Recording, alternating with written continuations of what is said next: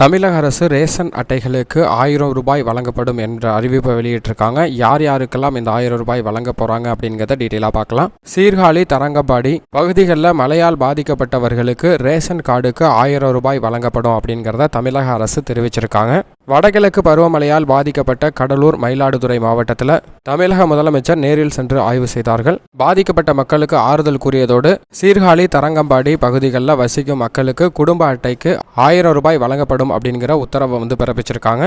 மேலும் வடகிழக்கு பருவமழை தீவிரமடைந்துள்ளதால் தமிழகம் முழுவதும் பரவலாக மழை பெய்து வருகிறது. குறைந்த காற்றழுத்த தாழ்வு மண்டலம் காரணமாக கடலூர் மற்றும் டெல்டா பகுதிகளில் கனமழை கொட்டி தீர்த்தது. பல்வேறு பகுதிகளில் பல ஆயிரம் ஏக்கர்ல பயிர்கள் மூழ்கி சேதம் ஏற்பட்டுள்ளன. குறிப்பாக 6000 ஏக்கருக்கு பாதிப்பு ஏற்பட்டிருக்கு. 4655 விவசாயிகள் பாதிக்கப்பட்டுள்ளனர். மேலும் கால்நடைகள் 108க்கு மேல் உயிரிழந்துள்ளன. மேலும் 271 வீடுகள் இடிந்துள்ளன.